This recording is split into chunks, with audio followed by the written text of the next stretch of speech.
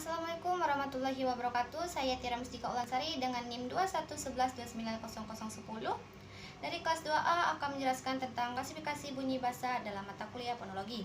Di sini saya akan memberitahu terlebih dahulu apa saja yang ada di dalam klasifikasi bunyi bahasa. Yang pertama ada bunyi vokal, semivokal dan konsonan. Yang kedua ada bunyi oral dan bunyi nasal. Yang ketiga ada bunyi panjang dan pendek. Yang keempat ada bunyi rangkap dan bunyi tunggal.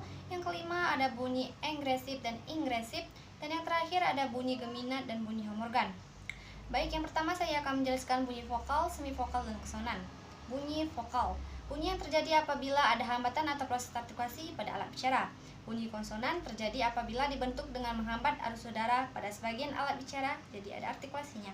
Bunyi semivokal, bunyi semivokal itu bunyi yang secara praktis termasuk konsonan, tapi karena pada waktu diartikulasikan belum bentuk konsonan murni, maka bunyi itu disebut bunyi semivokal atau semikonsonan. Dan yang kedua ada bunyi oral dan bunyi nasal. Bunyi ini didasarkan pada keluarnya atau disertainya udara melalui rongga hidung.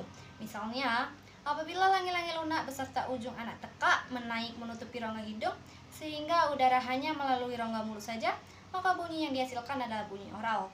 Dan apabila udara keluar atau disertai keluarnya udara melalui rongga hidung dengan cara menurunkan langit-langit lunak beserta ujung anak tekaknya, maka bunyi itu disebut bunyi nasal.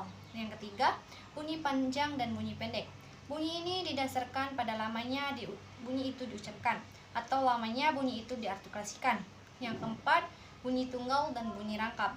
Bunyi rangkap adalah bunyi yang terdiri dari dua bunyi yang terdapat dalam suatu suku kata. Jika terdapat dalam dua suku kata yang berbeda, bukan bunyi rangkap namanya, melainkan bunyi tunggal. Yang kelima, bunyi egresif dan bunyi ingresif. Bunyi egresif adalah bunyi yang dibentuk dengan arus udara keluar dari paru-paru. Sedangkan bunyi ingresif adalah bunyi yang dibentuk dengan arus udara masuk ke dalam paru-paru.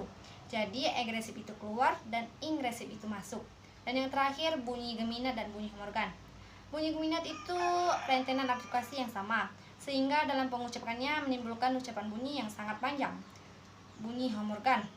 Bunyi homorgan itu bunyi-bunyi yang terbentuk dari alat dan daerah artikulasi yang sama. Mungkin cuma itu yang dapat saya jelaskan tentang klasifikasi bunyi bahasa. Saya ucapkan terima kasih. Wassalamualaikum warahmatullahi wabarakatuh.